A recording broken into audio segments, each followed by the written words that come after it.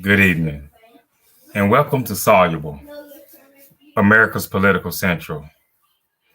The day is February the 14th in the year of our Lord 2023. And tonight we're going to do a political discussion concerning the what now. Where do we go? Now we're right smack dab in the middle of the Biden presidency. Um, we're right there at the 2 year mark. So that means that we're heading into the last 2 years and getting ready for a presidential election coming up in less than 2 years. So, what now and where do we go? Now, the Republican Party is slowly but surely having their candidates emerge. They're slowly but surely coming out of the woodworks, and contending for the White House in 2024. Now, one thing we know that they all have in common is they adamantly supported President Trump, the former president. None of them had the wherewithal or the will to stand up to the former president when he was running roughshod over the everyday norms of American politics. So that's something definitely to think about. What does that say about one who wants to be a leader of a great nation like America when you possibly put party over country? Now, the current President Biden is in now, and the Republican chatter is everywhere. We have spy balloons, unidentified floating objects that are roaming over the skies of America, Canada, and you start to hear chatter from the Republicans. I mean, of course, with them, the president can do no right, and the with the balloon issue here, and what the intelligence is saying, what the president is getting briefed on in his private briefings concerning these floating objects, these unidentified floating objects. I mean, he has to play it close to the vest. That's the way the intelligence game works. And the Republicans know that. The Republicans know that. It's no need for alarm to say, oh, we don't know nothing. The president's not saying anything. I mean, he's doing what his advisors are telling him. He's being advised. He has the chairmen of the Joint Chiefs. All the military brass, they're advising him. His people in his administration, they're advising him. And they're pretty much probably advising him to play it close to the vest for now and treat it as like a classified material type of situation where for right now, he can't reveal everything to the American public for fear of something slipping out to China. And as I said, the Republicans know this, but they'll make partisan politics out of a bowl of soup. They'll make partisan politics out of anything that they can get their hand on.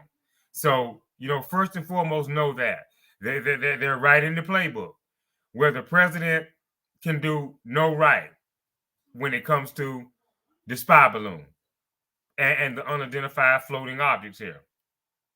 Now, as I said, what now? Where do we go? In striving to be soluble, which is as what it means, what it stands for, able to solve it.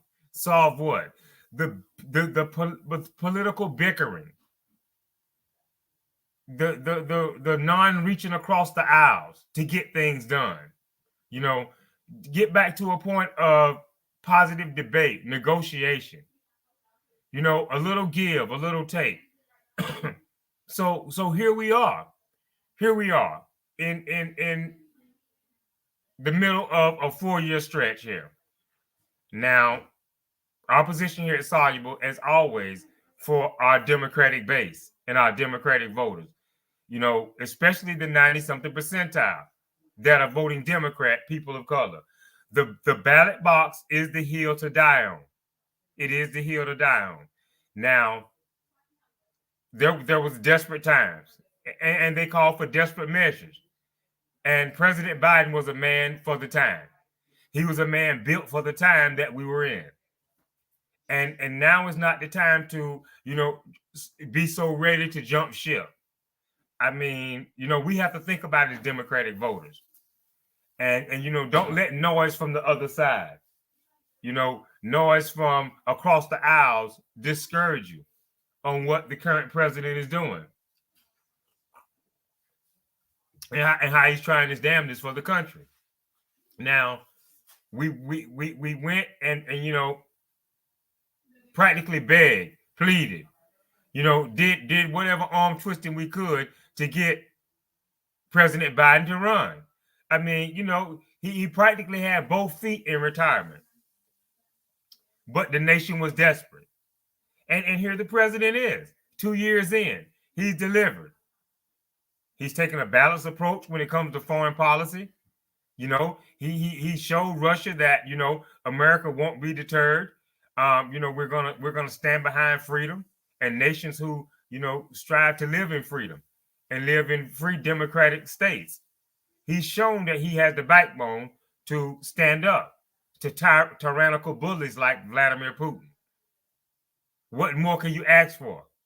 A leader, a man of the times. With the Chinese spy balloons, don't get discouraged. China knows better. China knows better. They may test the waters, but the president's political mettle is proven. It's proven. So what we do now is we stay focused. We start to begin to harness our power because we know what we're up against. The struggle continues as far as getting our votes up, keeping them up, keeping our voters enthused. I mean, look no further than the candidates that are already there. We have Governor DeSantis of Florida. He's one of the darlings of the Republican Party. And now you have, former Governor Nikki Haley. She's put her hat in the ring. We're not sure about this here one, but, it's possibly that we're going to get a run from Senator Tim Scott of South Carolina also. Now, this one is going to be really interesting, along with Nikki Haley, but this one is going to be really interesting. And as I said, before, all of these are, staunch, adamant Trump supporters in 2016. Now, we've stated here on Soluble before, our position is that, the Republicans say they're not a racist party. They're not prejudiced. They're not a racist party, period. So Tim Scott is going to really test the waters here. He's going to really test the waters. But voter beware, especially of the Democratic stripe, because we know that Republicans, they'll put anyone up as long as they can control the message and they can control the beat of the drum. So it's one thing to see if Tim Scott wins the nomination. But then at the same time, we have to look at, how he toes the party line. Can he be a free thinker of his own? Can he be a free thinker of his own? Or how will he toe the party line there? Now, with that being said, we know the Republican, we know, where they stand on everything. We don't want, to take away regulation for more pollution. And that's kind of like one example of the things that they campaign on, the stance that they take. They're there for less regulation, deregulation. So, as I said, we want to make sure that if we have that, if we want to take a long look at, is deregulation going to lead to more pollution? I mean, we see the new weather phenomenons now. We hear the government telling us that, we're living in this time of PFOAs, or forever chemicals, that, are constantly in the bloodstream, and they're going to be there. So, excuse me. All these things we have to take into consideration. But the president right now, he's doing an incredible job.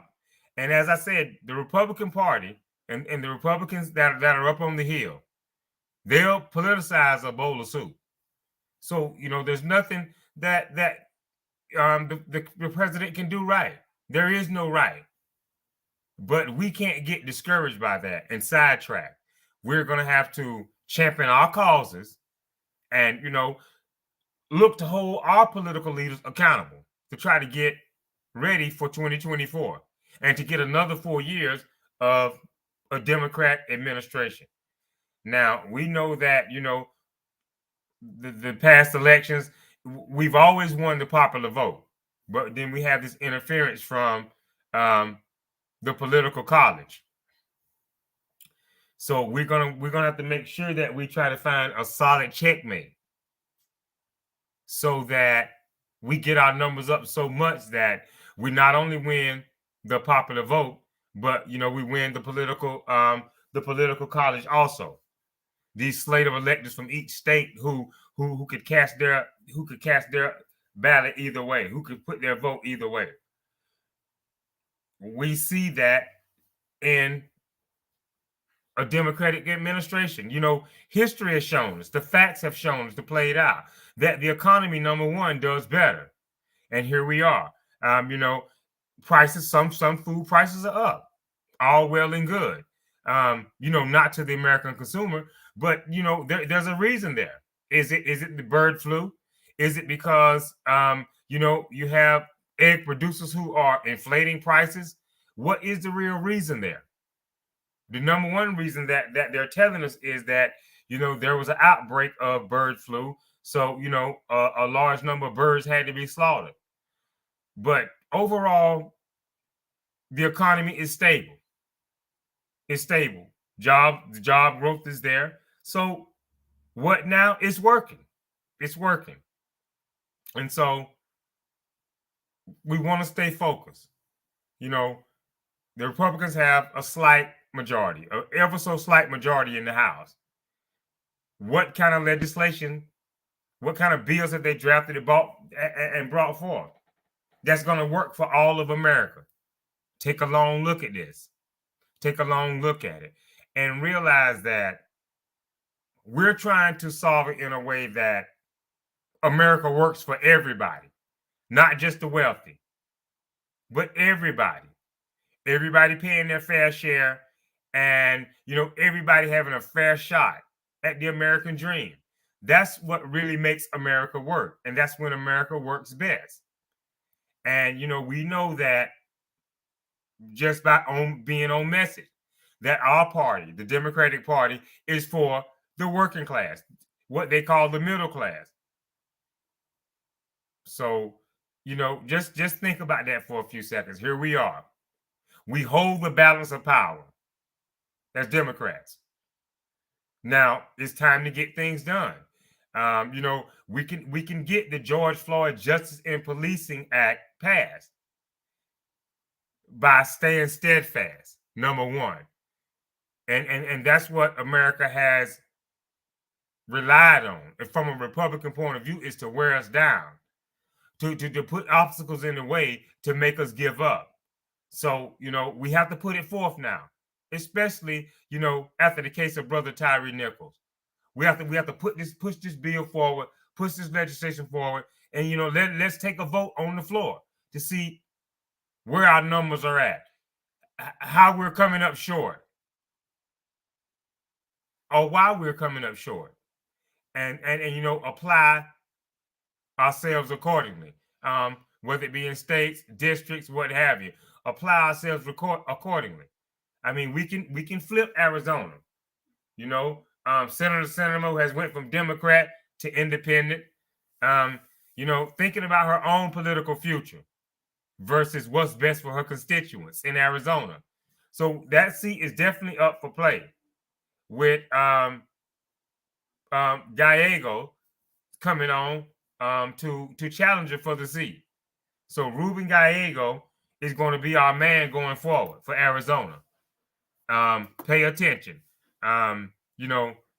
Let's get all the support up for him that we can, because American politics doesn't work overnight. It doesn't work at the snap of a finger.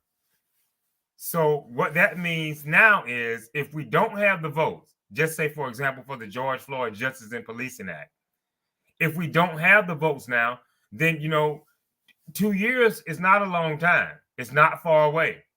It's not far away at all. And you know what now? In the meantime, we can be getting ready. Make sure we're properly registered. If we've moved, if we've moved, make sure that we're registered now in our new location, knowing where our precinct will be at. If you're going to decide to vote absentee or by mail in, go ahead and get the information and let's be ready. Because as I said, if we can't get it now, if we can't get it immediately now, and it's really something to think about, if we can't get it right now, after what we've seen with Brother Nichols, then, our answer is the next election, that we can get more Democrats in seats, like we got Fetterman over Oz. Like we got Fetterman over Oz. Like we sent Herschel home with his name escapes me right now, but the brother from Georgia. We have to fill more seats now with D's, which stands for Democrat. And this is the way to get it done. It sounds simple, and it really is. It can only be as complicated as you make it. But what's at stake? A peaceful America, America with a level playing field that gives everybody a fair shot. That gives everybody a fair shot. With laws, we are a nation of laws. Now, the debt ceiling. The Republicans, will they dilly-dally around? Will they play with this? At the peril of, causing America's credit rating to falter? Will they take it that far? So now, what now? You can sit back and you can breathe easy. I mean, as I said, we're going to have detractors. We're going to have, the Biden naysayers. We know this. But we have to ask ourselves as Democratic voters, how can we so badly want and or need President Biden in 2020? And here 2 years later, we're ready to throw out the baby with the bathwater when it comes to President Biden. Now, as I said, noise from the outside noise from Republicans, independents, and we have to understand, which I'm pretty sure most of us do. The president can do no right in the eyes of Republicans. They're going to look for any and everything to criticize. They're going to look for any and everything to criticize the president on. The spy balloon. He has to play it close to the vest. The debt ceiling. Leading economists have come forward and said, no strings attached. No opposition attached to, just give a clean spending bill based on what the jobs reports is saying, based on what the gross domestic product is saying, and things like this. So, they can't, create a controversy. They can't pull a controversy out of thin air. Of course, they're ready to investigate Hunter. Hunter Biden is, all of a sudden public enemy number one. He's the threat to national security, if you can believe that. And as Democratic voters, we've seen this before. We've seen this before. This is something we should be willing to fall asleep on. Because we've seen it. It's a rerun. A bridge to nowhere. An investigation that leads to nothing but a way to scare the voters up. To create opposition to what President Biden is trying to do. That's all it is. It's not about, what's best for the country here. And the shameful part about it is, they're not convinced, even though they've lost in the last, 2-3 elections. They've lost seats. They lost the Oval Office. They've lost majorities, and they still don't see it. It's like, they're stuck there. You shake them up and say, here's the new reality. Here's the new reality. The scare tactics will no longer work. You're preaching one thing and practicing another one will no longer work. You try to tell them this through the vote, and they're still stuck on it. That's how deep they're entrenched in it. That's how deep they're entrenched in it. Fear mongering, creating crisis, to scare the American people. And, in order to get them to govern, in order to get them to come back to the table of responsible governance, we're going to have to continue to vote for the Democrat, for that majority. This is the only thing that's going to wake them up. They're incapable of leading. They're incapable of leading as long as they're walking around in this fog, in this haze, in this drunk fog. They're incapable of leading. And so when we're up or down, as I said, what now? Where do we go?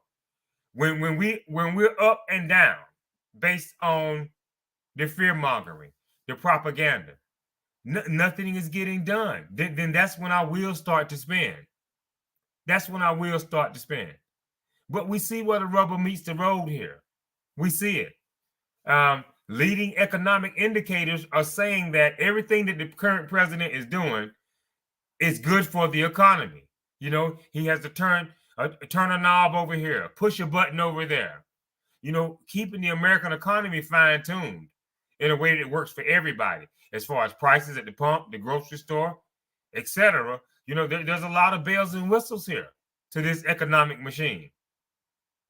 And here the president is, pushing 80 years, and he's doing a great job with having the economy chugging along post-pandemic. The economy is chugging along like the little engine that could. And it's killing the Republicans. You would think it wouldn't be, because we're one country. And of course you're not in power. But it's killing them because they don't have anything bad to say.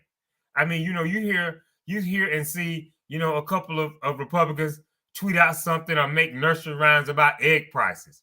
They're reaching, they're taking all the good that they've heard and all the good that's come out in the reports.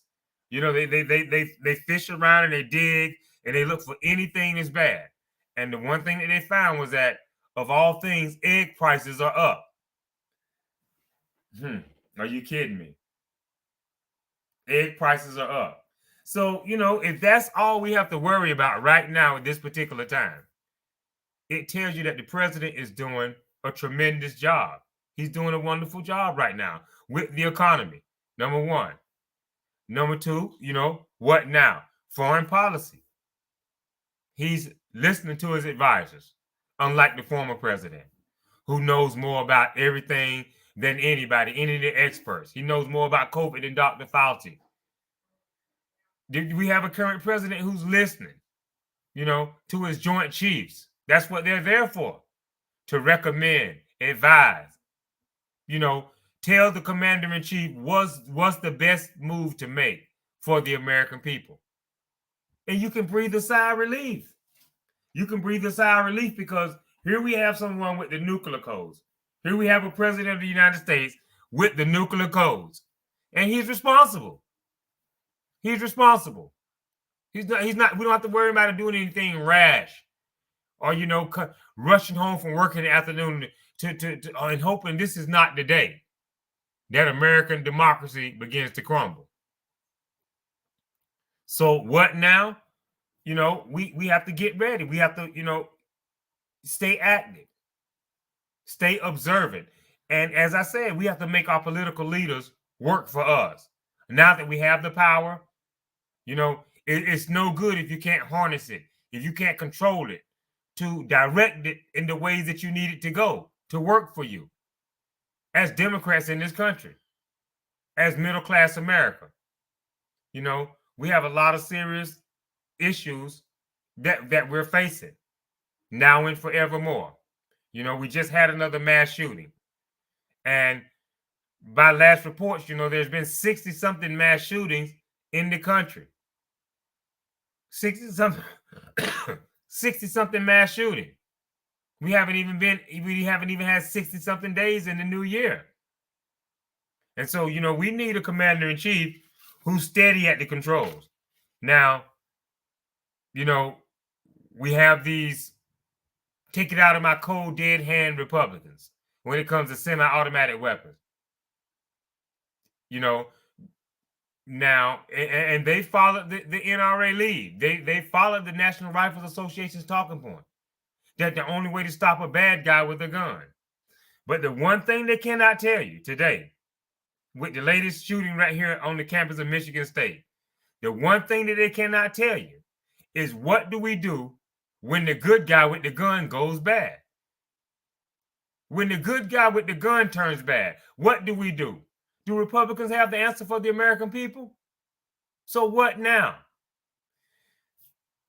We can form a better majority, an even bigger majority, and then we have the votes, we have the numbers, we have that 2/3 majority to put another ban on semi-automatic weapons in this country. Because they're killing who? Us. There's not a Second Amendment issue here where, as citizens,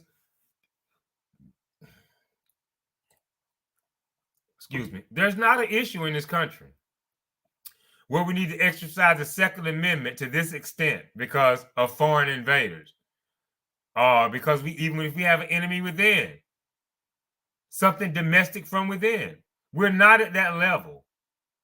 And so, we're in a crisis with 60-something mass shootings already so far in the new year. We're at a crisis, and nobody could better lead and have a steady hand to advocate for a gun-safer America than the current president that we have now, with a common sense approach, with empathy, with feelings for humanity. That's what we have here. Now we're waiting, but how long will we have to wait? With bated breath. How long will we have to wait for the Republican Party, Republican candidates to come forth and tell us, as it relates to the Second Amendment and this approach of taking it out of my cold, dead hands, how long we have to wait for them to tell us the new instructions now?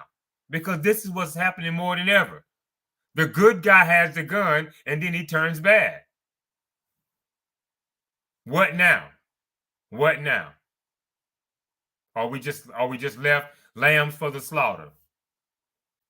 This is, something that we know is best handled by Democrats.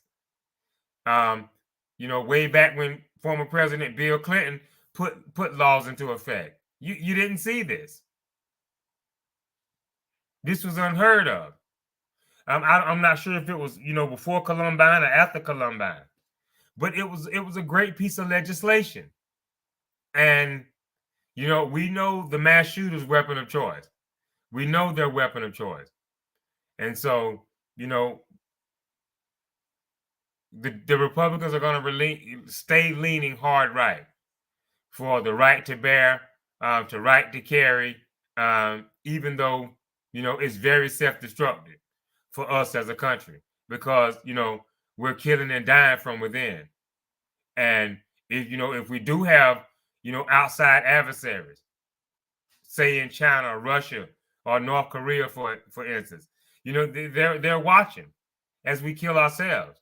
And, they're probably none too pleased that we can't seem to get it together on this issue. And, it seems like every other day there's a bloodbath when it comes to rapid weapon fire in the country. It could be at, your local barbershop, grocery store, college dorm, wherever. The sky's the limit. We've had them all over the place, workplaces, all over the place. So, it's a serious issue that's affecting the country. And the Republicans' approach to it is a drunken one. It's a broken one. Their own message. They're definitely own message about what it takes to stop a bad guy with a gun. But here we are with no answers. With no answers that they can give us. So, beware of the smoke and mirrors that you don't get with the Democratic Party, because, we can talk to our leaders. We can reach out to our leaders and, they feel our pain. Our Democratic leaders, they feel our pain. And they do understand one thing, that, They know that we have the power to vote them in, and by the same token, we have the power to vote them out. So, what now? Where do we go? Where do we go from here? We have the majority, as I said. So we have to advocate, agitate, and continue to, try to win over more voters. Rid ourselves of the corruption from within, from the Democratic side.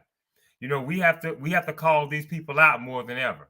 We have to name names if necessary, because we're at a critical mass. We're at a very critical mass here. From what the former Republican administration was capable of, and they took America to the brink. So we have a lot at stake still. We see the candidates here. Here we have, as I said right now, one of the darlings of the Republican Party, Governor of Florida, Governor Ron DeSantis. Now, if you look at Governor DeSantis, he screams out the word freedom, like he just escaped 2 decades of slavery, of indentured servitude or something. It's freedom. Florida, we're going to be free. We're going to be free. Now, simultaneously, he's taking away all rights, taking away the teachers' rights, firing people that have been elected by the voters of Florida, trying to rewrite the school rules on the curriculum. He's ready to ban books. So out of one side of his mouth, he chants freedom this and freedom that. And then out of the other side of his mouth, he's studied taking away people's rights, pushing his authority, pushing his boundaries in ways that we've never seen from a governor. If there's a pandemic outbreak and he's skewing the numbers, or he's deflating the numbers, and someone comes along and tries to report the real numbers, he's sending the police. He's sending the cops banging on their door just for trying to put out the facts. Gestapo tactics, straight Gestapo tactics, something out of the German playbook right here in America. And these are the candidates that we're going to be facing going into 2024. And as I said, they're all staunch backers of the former president. So, what does that say? What does that say going forward? I mean, here we are in peacetime. We have foreign adversaries. We have things out there that, are constantly trying to do damage to America's credibility or harm us in some kind of way. But we can have a confident peace in knowing that we have a commander-in-chief who is listening to his advisors. Plus, he's a well-educated man himself. So we can rest assured as far as the what now. We have to, as I said, stay vigilant. Look to see, what legislation is trying to be passed and what difficulty there might be in trying to pass that legislation. And then we can begin to get involved from there. And so, at Soluble, we can lead you to the water. We can lead you to the water. But, it's going to be up to you to drink, to take this drink of democracy, take this drink from the fountain of liberty, and use it to cast a ballot every time around. That's the short, the simple end of the matter. Because as I said, if we don't get it together and put this out there and make it work for the next 4 years, the next 8 years if possible, then we're going to be responsible for that, those 3 steps forward that we're taking now. We're going to be responsible for that 4 steps going back, because that's what's happened every time. I mean, look at the last, 3 administrations on both sides. The last 3 Republican administrations, the Trump administration, Bush W administration, and Bush HW. Now, I'm not too familiar with, read my lips, but, it got him one term, HW. It got him one term. I don't think he was a man of too much scandal. He was a man who had fought in wars and he loved his country, But of course, it would never work for us because, the Republicans are always going to be, staunchly behind the 1%, the corporate crooks, the tax cheats. George W. Bush, we got hit on 9/11. And for a minute, they looked like he was focused and ready to lead the new fight on terrorism. And some kind of way we wind up in with our blood and treasure in Iraq. No mobile labs did we find. No evidence of some chemical war threat. And this is what we get. We don't want an administration. We don't need a president in office where we got to be on edge as far as is what we're being told the actual truth. And this is what you get here. This is what you get here. Fast forward to the Trump administration. I mean, the sky's the limit here. Pick your poison. Whether you like bribery, whether you like violation of the emoluments clause, a serial grifter, whether you like people being in the Oval Office, maybe privy to top secret classified information, who hasn't passed a background check. Pick your poison with the Trump administration. But here are the last three Republican administrations: scandal, lies, misleading the American people. George W. Bush was so bad that he couldn't go out on the campaign trail with McCain or Romney. He couldn't go out on the campaign trail after 8 years with McCain or Romney. That's something that's kind of unheard of in today's politics. But that lets you know just how bad it was. And what we have to realize now more than ever is how bad it can get if we go back, because nothing has changed. Nothing has changed. The Republicans have a chance to show the American people that, they're ready to raise their standards. They're ready to be more a party of accountability when it comes to all the American people. All the American people. And they have a chance to do it in Santos. They have a chance to send Santos back to the state of New York and hold another election. They have the opportunity to press for it. Even if they can't make it happen, they have an opportunity to press for it. And so, we see where their interests lie. It certainly is not country first. It's certainly not country first. So, looking at the last three Democratic administration, Obama 2 terms, Clinton 2 terms, and we're not gonna, we're not gonna go. Well, I guess we should, because we're moving forward here. We're not looking so far back as far as Jimmy Carter. But and right here now at the current Biden administration, Clinton left office with a surplus, left America, in good shape as far as the economy is concerned. A sound military, a sound foreign policy. Those were great years for America, comforting years for America. America grew, America thrived. Those were great times. A surplus, think about that. The economy worked. People had jobs. People had, a great opportunity, living the American dream under the Clinton administration. He put in his 2 terms as commander in chief. He served his country. And along came Obama. In between, we had George W.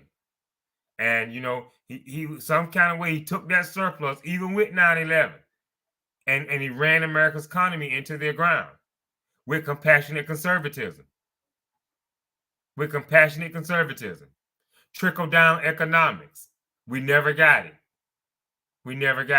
What we got, in fact, was corporate crooks who knew that they had a Republican president in office who believed in deregulation, looking the other way, while millionaires and billionaires rob us blind.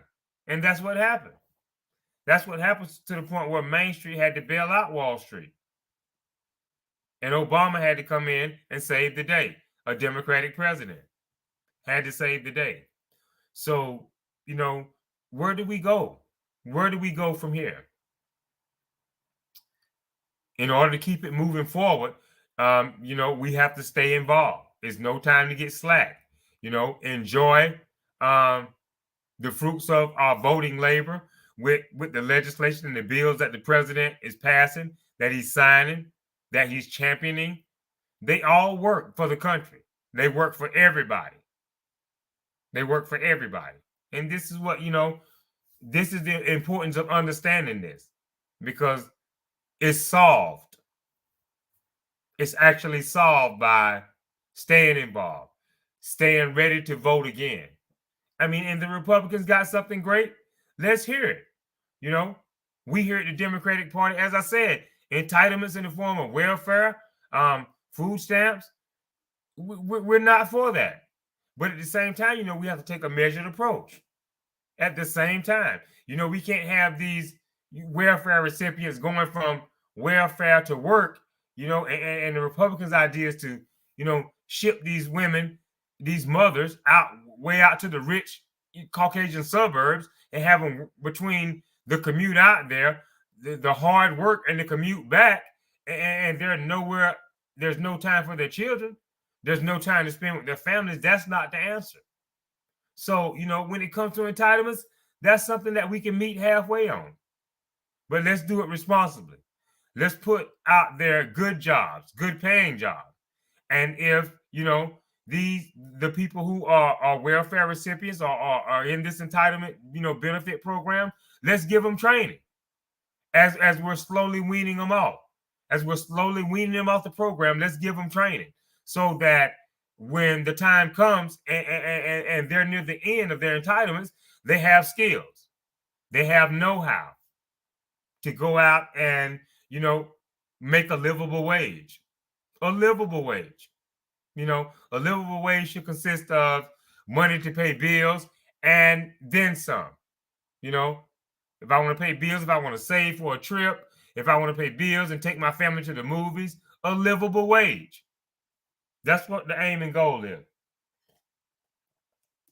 And as Democrats, we have the power to make that work. The former president never missed the opportunity to, grift, fundraise. He loves the fringe benefits of the office. There's no loyalty here, no patriotism to the country. We only saw loyalty for oneself and one's family. Not what's best for the country. The former president came out on the campaign trail.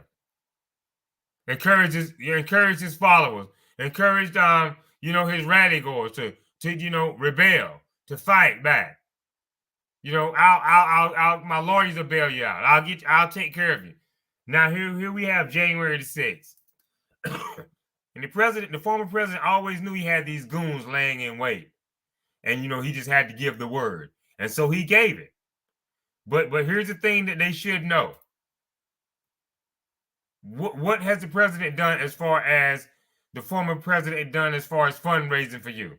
Where is the GoFundMe account that the president has started out with $1 million of his own money for the defense fund for these people? Of course, he's made this, the promise that if he was to be president again, that he will pardon him. He's great at that. But that's a long shot. So what about the now, the here and now? He's talking about a long shot that's 2 years away. We all, we know he's not going to see the inside of the Oval Office again. So what? What will you do for these people? And this is for, all those Republicans who have been willing to risk their freedom, risk their families, their marriages, their jobs, to go to bat for this president based on a lie. What do you have now? Is there a fund set up for, the Capitol rioters of January the 6th, and with the president starting off with $1 million of his own money? What do you have to go to? You've been used. You've been played for suckers. Something you don't have to, ever worry about again. And we as Democrats, importantly, especially, we don't have to worry about it. And the way to, make sure that it doesn't rear its ugly head again is to get involved now.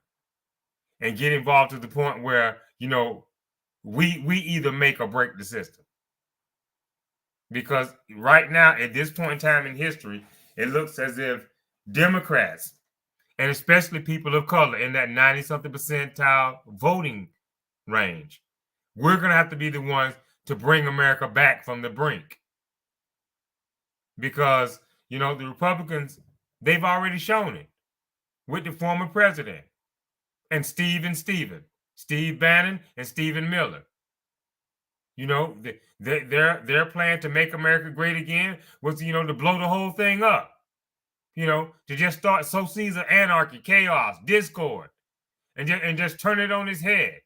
And then once the smoke cleared, they feel, they would have the most shooters left, and they would, set America up something anew. Something anew. Something out of a Lion King movie, where the lion and hyena comes together. And we know America would never be the same if that was to happen. And so, it's still possible, that the Republican Party, which is Confederates by another name, anything's possible. And that's what they've shown us with the backing of the former president, that anything is possible when it comes to the democracy that we hold near and dear. They're the ones who threaten it. They're the ones who undermine it. And, it kills them to give a Democratic president who's doing good the credit that he deserves. You think they would be happy for the country's sake. But, the president, even pushing 80, he's too sharp. He's too smart for that. And we should be very thankful for the man who's met the moment. And that's the current president we have now. So where do we go? We go continually behind him. As I said, we reached out to him. We practically pleaded. The man couldn't walk around nowhere on the beaches of Delaware in his home state, nowhere in privacy, without reporters hounding him leading up to the 2020 election. Mr. President, Mr. Vice President, are you going to run? Mr. Vice President, do you have an answer for us today? And, the president has met the moment. It hasn't been easy. You can't please all the people all the time. But, overall, the president has met the moment. So, going forward, which is, to answer the question, where do we go forward? And what is forward? What is forward? To poke and prod, to stay on your elected officials, to make sure that they're doing their job, to avoid the outside noise, because that's all it is. It's propaganda. It's fear-mongering. It's spin. It's Republican politicians who will make partisan politics out of a bowl of soup. As I've said, they'll look for anything to make partisan politics out of. So, and it's up to you not to believe the hype. And so here we are, right at nothing ventured, nothing gained, as far as Democratic voters in this country. So we have to continue to venture, and therefore we'll gain. But we have to venture, because we have to understand that, no one is going to do it for us. If we don't vote, the Republicans will. And if we don't vote and they do, then they're going to have the majority again. And you're going to be right back where you started. And if that's the case, then, you can only blame yourself. So, we have to stay involved, stay engaged, and, go with the process. If it's every 2 years, if it's every 4 years, here we have a mayoral election coming up here in the great city of Jacksonville, Florida. We have a mayoral election coming up. And, we need to find time to, let our voices be heard as Democrats in the city. We need to find a way to, let our voices be heard. Because as I said, this is the hill to die on for us if we're trying to, make our everyday lives. And I'm talking to, of course, the Democratic voters who are that 90-something percentile people of color.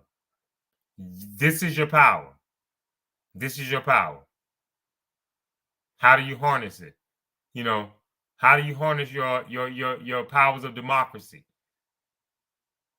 Getting to know your elected officials, getting a hotline to your elected officials, getting a direct email address to your elected officials, and stay in it, stay engaged, stay in the, for lack of a better word, stay in the fight, champion the cause, and you will see the results. Now, the way democracy works, it moves slow.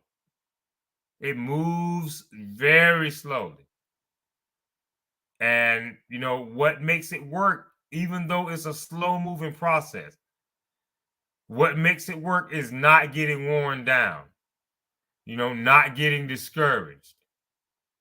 And so we're right here in the middle of it.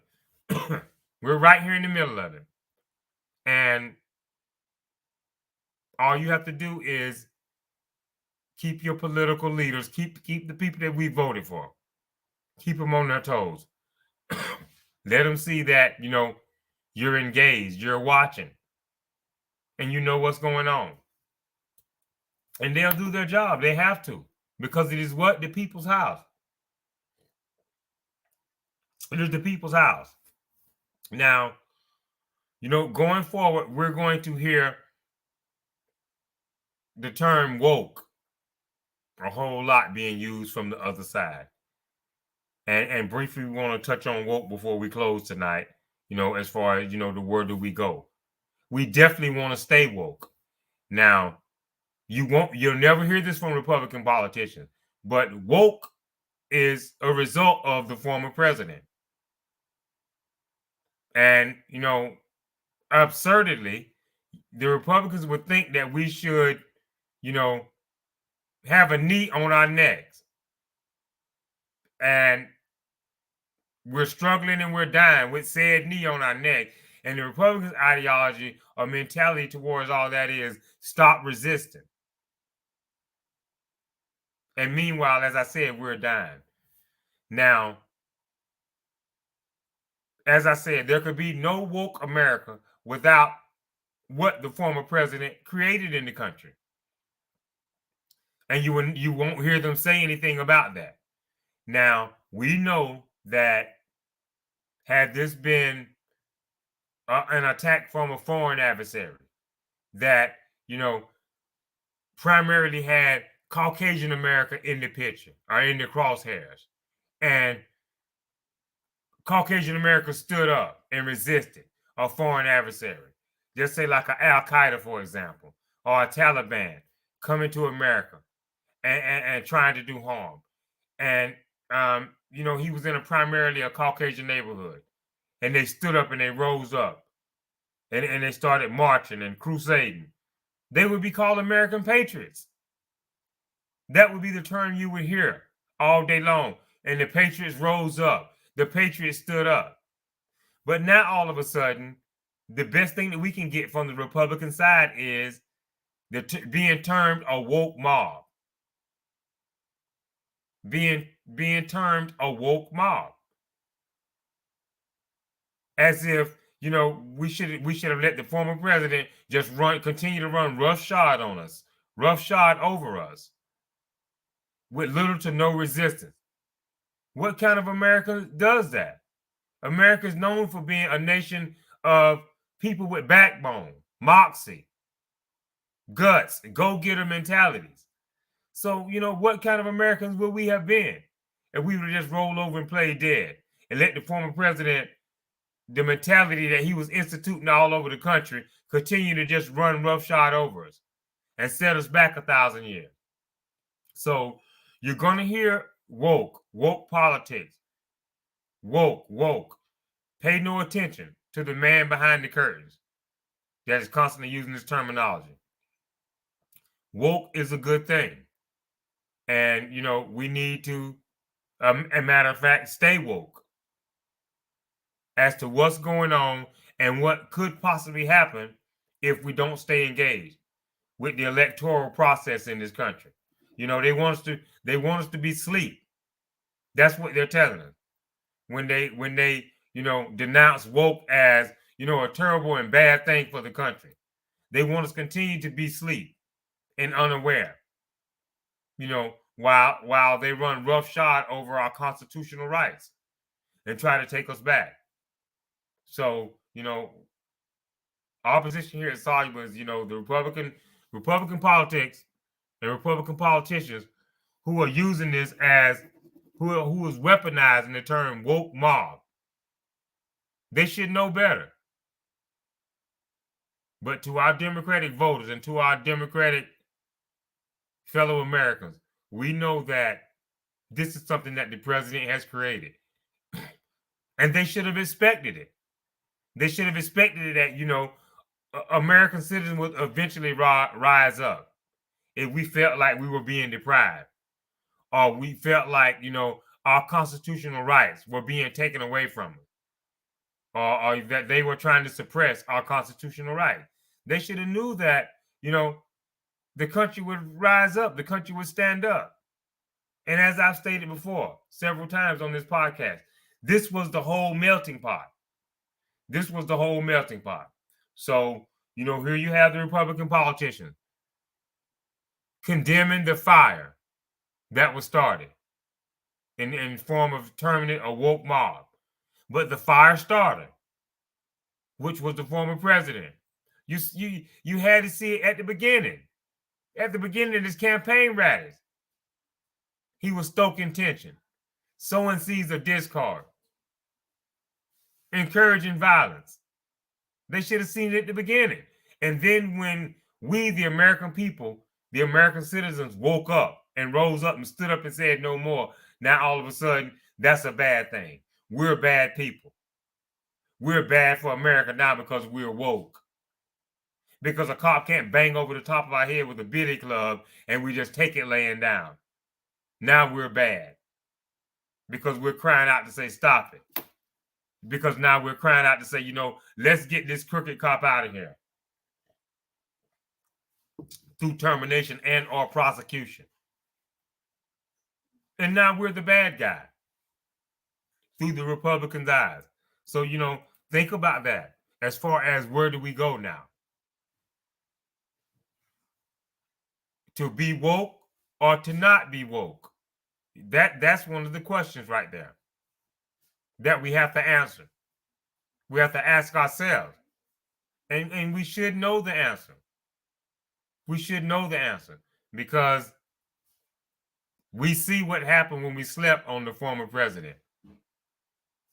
Some people didn't sleep on him. The jury was still out. They were still on top of the fence. And then they eventually decided to go ahead and vote for him. Here's Comey finding more emails in the 11th hour. Hoping to switch, hoping to change minds. So we see what happened. We see what happened with the former president, where he took the country. And he woke us up in a good way. He woke us up in a good way for us to realize that, wake up, sleeper. Because if you don't, if you stay asleep, you're not going to have a country of freedom and liberty, with rights, with freedom of speech, freedom of the press. And, now is the time to exercise it more than ever. Now is the time to exercise your rights to free speech more than ever. And that's one of the tools that we can use going forward to ensure that America continues to work for not just Democrats, but for all of us. And as people of color, we want out. We want an end to the discrimination. to what seems like dual laws or duality in America when it comes to the way we're treated, the way we're respected, when we fought in every major war in this country, when we played a critical role in every aspect of American ingenuity, in American advancement, in science, in invention. We played major roles as so-called minorities. And so, if we're sick and tired of being sick and tired, if we're truly sick and tired of being sick and tired, we will get with this political process and we will take advantage of it in a way that we never have before. In a way that we never have before. And realize that, this is where our true power lies. This is where the power to make change, to make sure that America works best for everyone now. I mean, even though we don't have, from a federal level, the George Floyd Justice and Policing Act, the police are slowly starting to realize that they have to do better now. And as I stated before, from a Republican point of view, and this is not the politicized policing, but what they want to push from the right is that, you can't be a cop in this country anymore. Policing in this country, your hands are tied. It's got bad now, to be a policeman, and that's not the thing.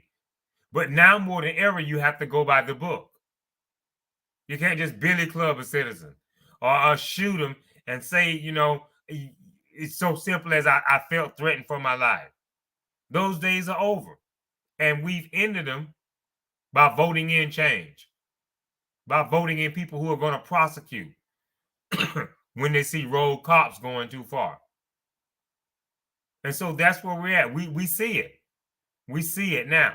We see cops, they're thinking twice now. The body cameras are watching. The body cameras are watching.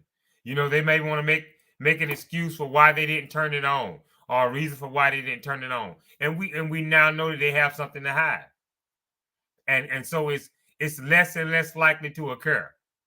But in order to make it go away permanently, in order to, level this playing field finally, so that, we move forward as one, Negroes in America not feeling, any fear of retribution, any fear, period, experiencing little to no discrimination.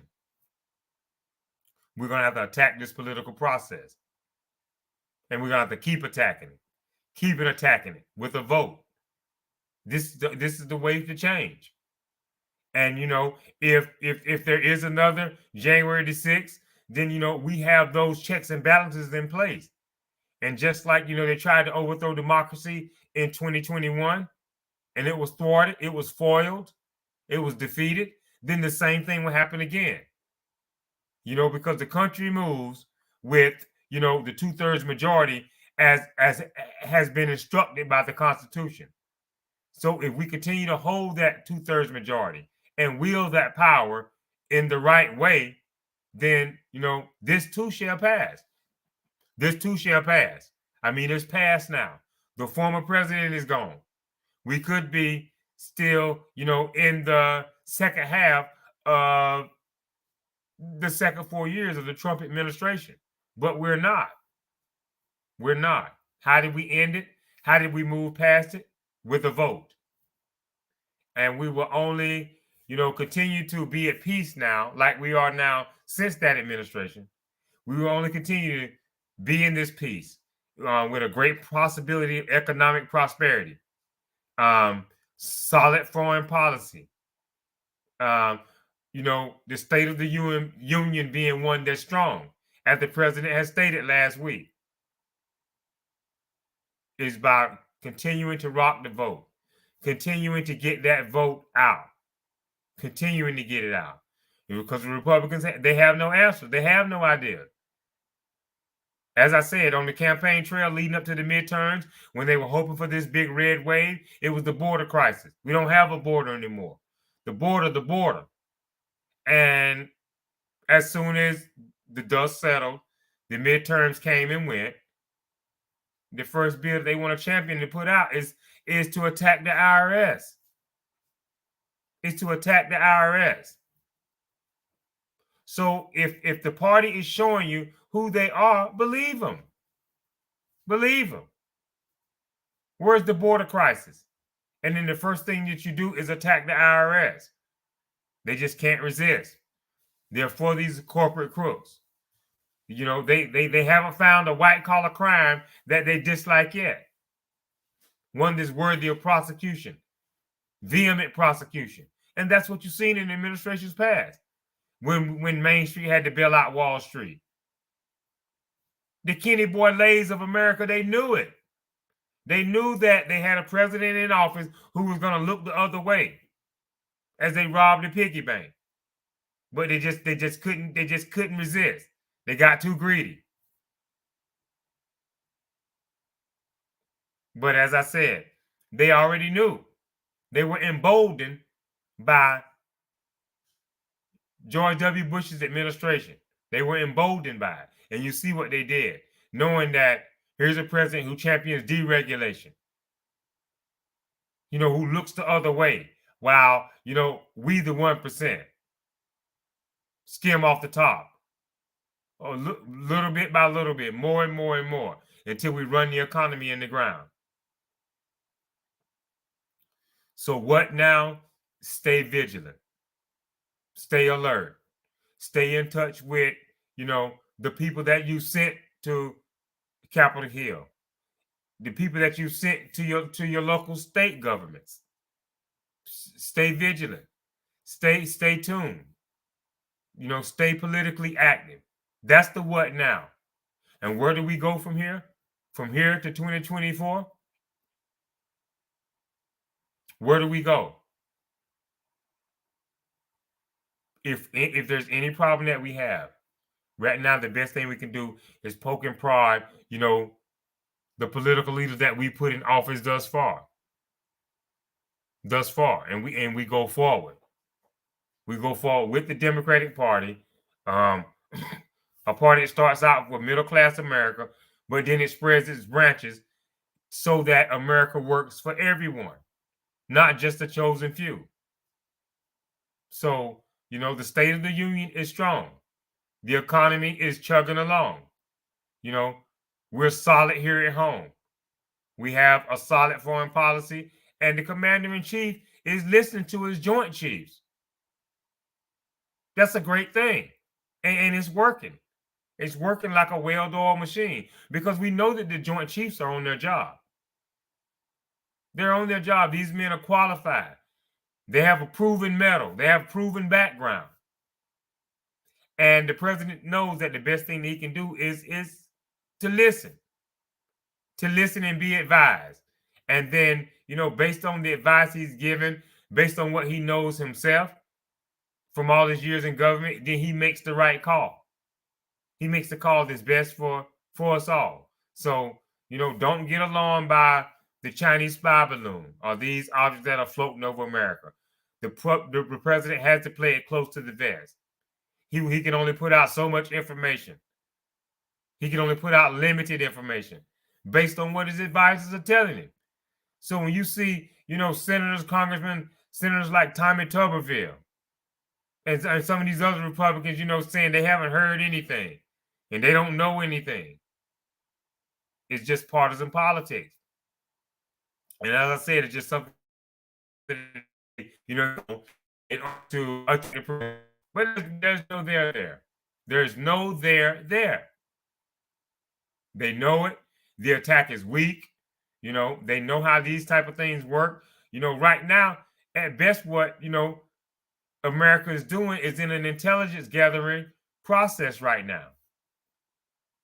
And you don't collect and gather intelligence and consider it great intelligence by putting it out to the American general public. That's not how it works. And as I said, Republicans know this. So it's partisan politics at best. What now? Watch, listen, and be ready to, you know, vote in or out based on, you know, what we know we should be getting as a Democratic Party. We have the power now. You know, Republicans have a slight majority, a slight, ever so slight majority in the House. And so, you know, what now? We look to see what they're going to do. What kind of bills, what kind of legislation are they going to draft and bring forward that works for all America? Pay close attention. Pay close attention. Don't be distracted by the smoke and mirrors. And, you know, we're going to push for another 4 years, whether it's Biden, whether it's Kane, whoever we put forth as Democrats, we're going to push hard for another 4 years because we see what the alternative is. We see what the alternative is. We challenge them on everything. The economy, as I said, regulation, foreign policy, the border. You know, now you hear Speaker McCarthy saying that, you know, a lot of different Republicans have a lot of different ideas when it comes to immigration and the border. Well, what do you know? No consensus. All these bright Republican minds, can they get together and come up with a solution that works, that they can present to the American people, that may work on the border? We need real-time leadership now, and that's what President Biden is giving you. So where do we go? We continue to go forward. We continue to go forward.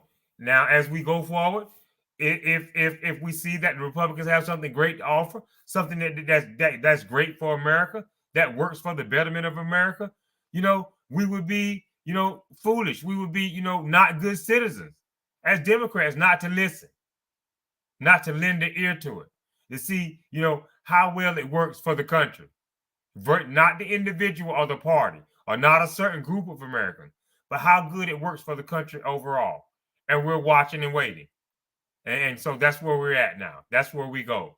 We go forward, and, you know, we want to see what the opposing party has with their weak majority, with their ever so slight majority. What are they coming up with?